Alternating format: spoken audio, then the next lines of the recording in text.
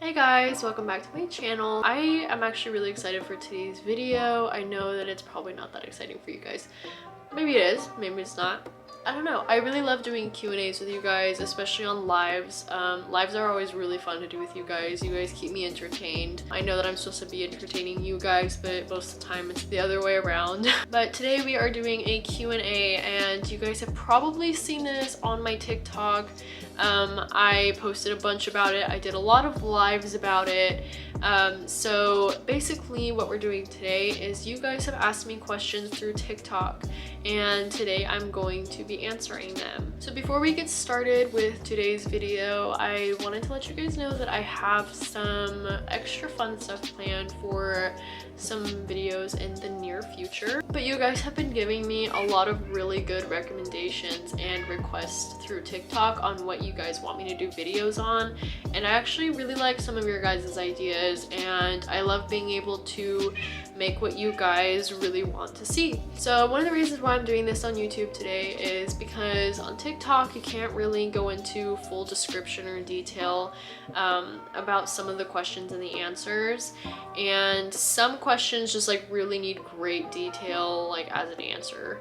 So I'm doing it on YouTube so we have more time and so that it's not rushed, and so that I can give you guys pretty much all the info that you need to know on the questions that you asked. So even if you guys did not ask a question through TikTok, I really hope that you guys will stay and watch the video, because there may be questions that you have been wondering yourself that I may be providing the answer to. There's lots of questions in this video about beginner stuff and about how to become a witch, how to start with your spiritual stuff. I did already post a video on that, but there's going to be a little more like detailed questions. There's a lot of really great questions in here, so I'm really excited to answer some of these, so let's get to it. So for this first question, we have, what are some simple ways to protect myself as a beginner? This is a really good question because I get asked this a lot. So I'll just flat out tell you some of the most simple and easiest and basic ways to protect yourself, which is salt circles, putting silver bells on your door, of course, after charming them, obviously protection crystals, and we've got some other techniques such as shielding, which is basically where you visualize a protective bubble around yourself. This one may take a little practice, but once you get the hang of shielding and what it is and how to do it, it is a very simple, easy, very useful way to protect yourself. Casting circles is another really good way to protect yourself. It's not one of more of the basic ones, but if you research how to cast circles, how to open and close circles before and after spells, those are really, really good for protection as well. So there's lots of different ways to protect yourself. It honestly just requires some research. I will list some more ways right here just to save some time, but so far those are some pretty basic techniques that you can use for protection. Okay, I love this. It's because it's in all caps, but this says, I don't know if it's true, but can real life witches move stuff? I don't know, I don't think so, but I need to know because I may be a witch. Okay, so I love that it's in all caps because I don't know if you're yelling at me or if you're really excited about your question. But to answer your question, telekinesis is a thing. It's definitely not as dramatized as it is in the movies, but telekinesis is a thing. Bending spoons is a practice that you may be well aware of, and no, it's not some kind of parlor trick. It is with most people, but people can genuinely bend spoons. I've even done it a couple times myself. It is really just something that you really need to practice, and there's lots of different exercises that you can do to kind of expand and start to learn how to use your telekinesis. Essentially, we all have gifts, and we just kind of need to learn how to unlock them, because our brains can do some pretty interesting things, and witchcraft and spirituality kind of teaches you that. Okay, this question says, can you explain more about shadow people? For example, what should I do if I see one? So there's lots of different kinds of spirits and entities. Shadow people is one of the things that people complain about seeing when their third eye starts opening. And if you guys were on my live earlier today, you definitely probably saw that I had a shadow person in my house. It was standing behind me in my hallway, and then I did a second live literally right before I started filming this, and it kept popping its head in at me, and a lot of you guys like saw me jump. The shadow people aren't necessarily harmful in a sense. They kind of just want attention. They don't really do much. They kind of just are creepy. They sit in corners, they peep their heads in at you.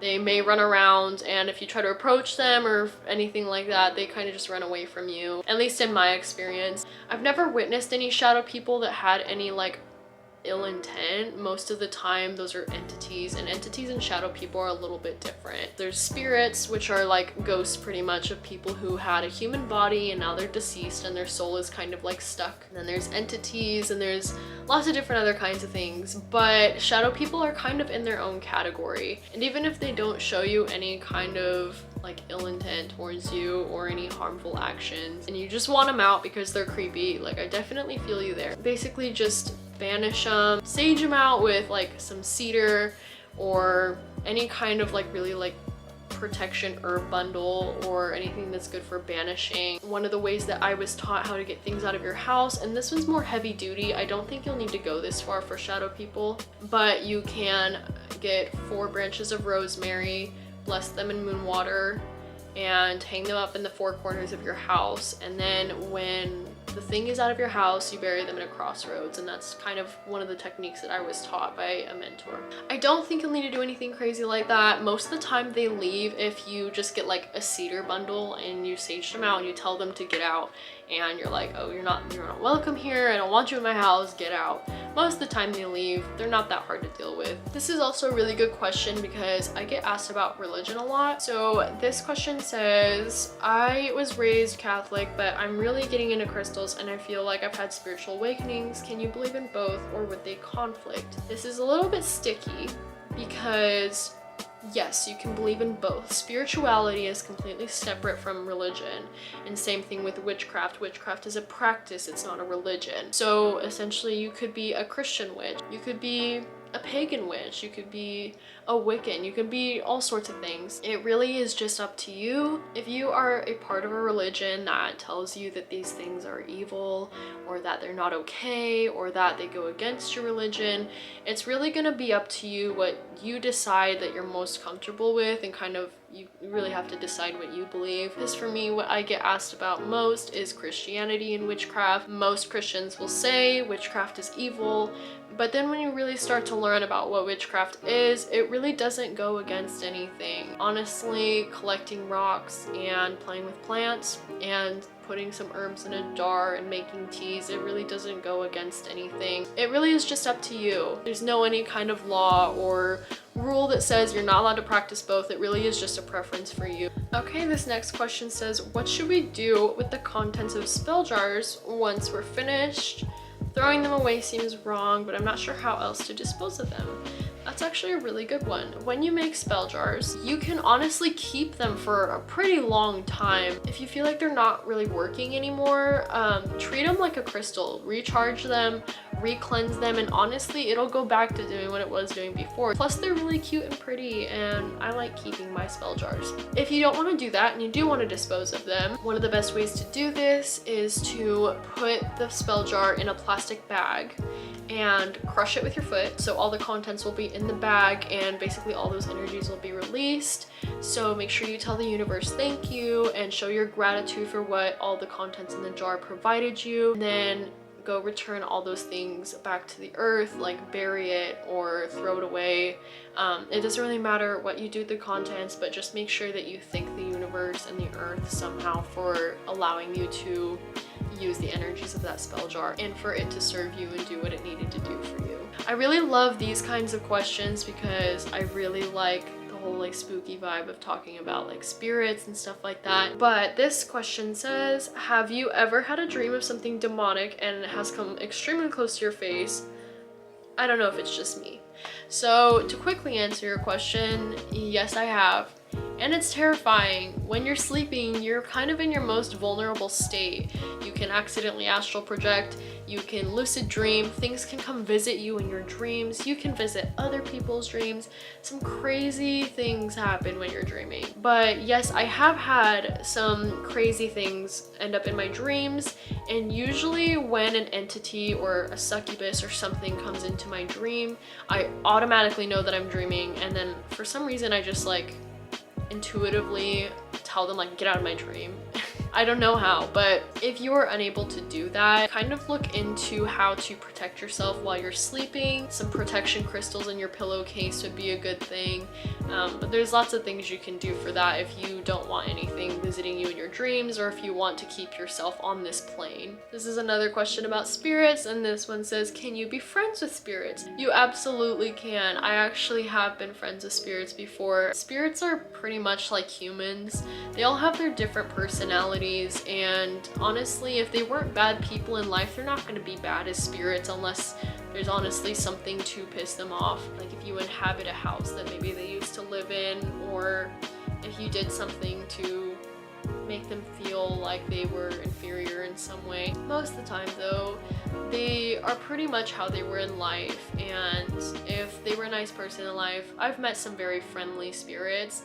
So yes, you can absolutely befriend a spirit, but I would not recommend like kind of depending on that relationship, because spirits do move on eventually and they do disappear and they go different places, and sometimes even family members could be spirits and they could come hang around you. So you could honestly even continue to see your family members as spirits if they haven't moved on or if they choose to stay around you. Okay, and this person asked, what are the figures I'm seeing in my room? Sometimes they are shadow people, and sometimes they have a gray or white around them, and sometimes I can see faces. So there's nothing really to worry about here. If you see a gray or white figure in your room, it is most likely a spirit. That's kind of how spirits show up, and that's kind of how they present themselves. Most of the time spirits will be like little white glares, or they will maybe look like white silhouettes. Entities are very dark, they're like pitch black. That's why most of the time you can see entities in like corners and stuff, where there's just certain areas of a room that are just a little bit too dark to like see, you know. So most of the time, if it's a lighter color like gray or white, it's a spirit. Shadow people, again, they're a little bit different than entities, but shadow people most of the time aren't harmful, so you don't have to worry too much about that. But either way, if you want to get anything out of your house, like I said before, just get a cedar bundle or any other kind of protective herb, and just kind of, you know, tell them that they're not welcome here anymore and that they need to leave because this is your space, and just kind of tell them to get out. But most of the time it doesn't really require any kind of heavy duty banishing ritual to get little things like shadow people or wandering spirits out of your house. It's 11. Oh my gosh, no! I was gonna show you guys it was 11:22 because it was angel numbers, and then right when I put it up to the camera it changed to a 3. So this question says, how do I cleanse my crystals? And honestly, you can cleanse your crystals in a lot of different ways. You can cleanse them with water, but this one's tricky because some crystals can't go in water because water will actually deteriorate them. So if you're planning on cleansing your crystals in water, make sure you research the crystal and research if it can go in water or not. For example, clear quartz can go in water, but other things like selenite can't go in water. You can also cleanse your crystals using sound cleanse, like with singing bowls, or you can use smoke cleanse with incense or sage or something like that. One of the most popular ways to cleanse your crystals is of course under moonlight, and a small tip, you can cleanse them in moonlight and charge them in sunlight. But one of my favorite ways to cleanse crystals is with selenite. So selenite is a really fun crystal because it doesn't need to be cleansed, and it's a really protective and cleansing crystal. It like cleanses your whole house pretty much, depending on where you put it. But this crystal never needs to be cleansed, and it's really cool because it cleanses all of your other crystals. So you don't have to do any of the other extra bougie stuff to cleanse your crystals if you have pieces of selenite. Now, this is the tricky part though. This is actually satin spar, but it is sold as selenite. So most of the time it's actually pretty hard to find real selenite because most of the time, especially trendy metaphysical stores, sell selenite but it's actually satin spar. The way that you can tell that it's satin spar is because of how shiny it is and how reflective it is. Real selenite is not that shiny or reflective, it's more crystallized. I also have a really big piece of it, but essentially it does do the same thing still. Just know that it's not actually selenite, but it still does technically cleanse your other crystals. So if you ever get one of these, try to find one that's not shiny because it's fake selenite, but it still does cleanse. So this question says, what should I get as a baby witch? Like, what should I start with? Okay, so that's a really good question. When you're first starting out, there are a few things that you can get. Crystals obviously is a very go-to thing that people get as beginners, and that's totally fine. Just make sure that you get crystals that like resonate with you so that you're not wasting your money on a crystal that's gonna run away or that gives you really weird and conflicting energies. Candles are also really great for beginners, especially white candles. You can get all different kinds of colors of candles. I know a lot of metaphysical stores actually sell like the little tiny like spell candles, and those ones are really cool too. They work really well for spell jars and when you're first learning candle magic and candle color meanings. But I always recommend white candles first before anything else because number one, they're way cheaper,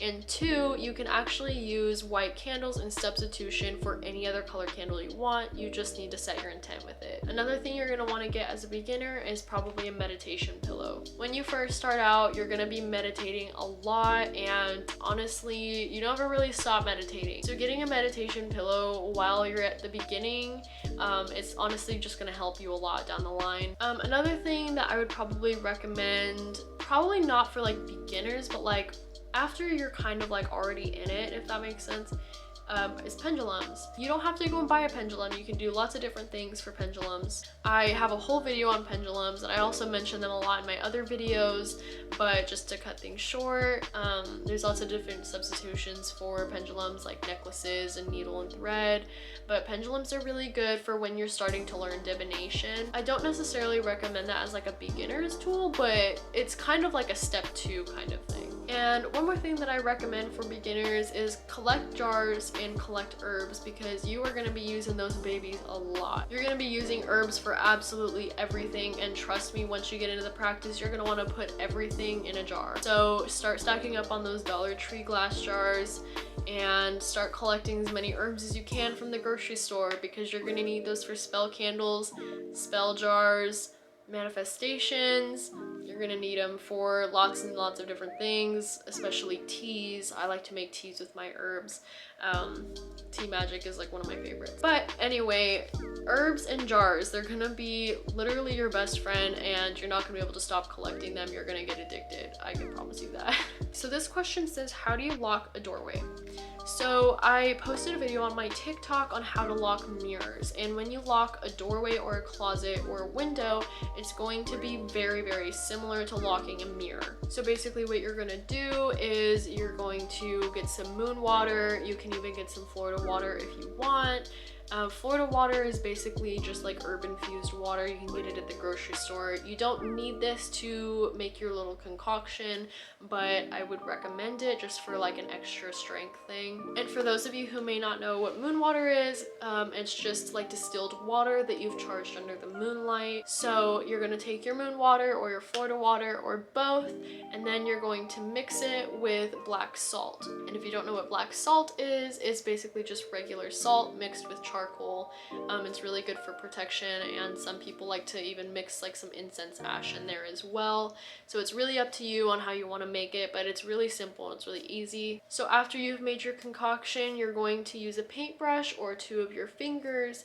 You're going to dip it in the bowl that has your concoction, and you're going to draw a pinnacle on the doorway, the window, or the mirror, or whatever it is that you want to lock. Now there's different ways to draw pinnacles, and if you kind of want more of a visual, you can go check out my TikTok video on it, because I actually like draw it on there for you guys to see. But there's about 3 different ways to draw a pinnacle. There's invoking, protection, and banishment. The directional banishment way, that's the one you want to use when you're locking stuff. Do not use the invoking one when you are doing anything like that, because when you're invoking something, you're basically inviting it in. So you definitely don't want to do that when drawing pentacles on things. So for your windows and your doorways, you want to kind of like smoke cleanse them first. You want to use your bundle or incense or whatever it is that you have on you, and you're going to visualize the smoke kind of forming like another door on top, almost like you're putting it in jail. Then you're going to take your concoction, you're going to draw pinnacles on every corner and especially at the top. So for your windows and doorways, you're going to do one at the top, and then I would recommend, like for windows and mirrors, to do a pinnacle in each corner, and even for windows sometimes I like to just do like a big pinnacle in the middle. So this person said, if I dream and I die in a dream but it's always the same, what does it mean? So not every dream is spiritual, but in a case like this, it may be. If you have reoccurring dreams about a certain way that you die, unfortunately, it's a very high probability that you are regaining memory from how you died in a past life. Now, like I said before, not every dream is spiritual, and not every dream has a meaning. But in something like this, where dreams like reoccur and they're very vivid and you can't really like control them or get rid of them, most of the time it really is something that has a spiritual meaning behind it. So this is also a good one. This person asked, how do you know if a deity is a trickster? So when working with deities, it's very common that some people come across a parasitic entity that is pretending to be their deity so that they can feed off of their energy. So one of the biggest ways you can tell if you have a trickster or something like that instead of a deity, you will feel drained after supposedly talking to your deity. Gods and goddesses don't need to feed off your energy.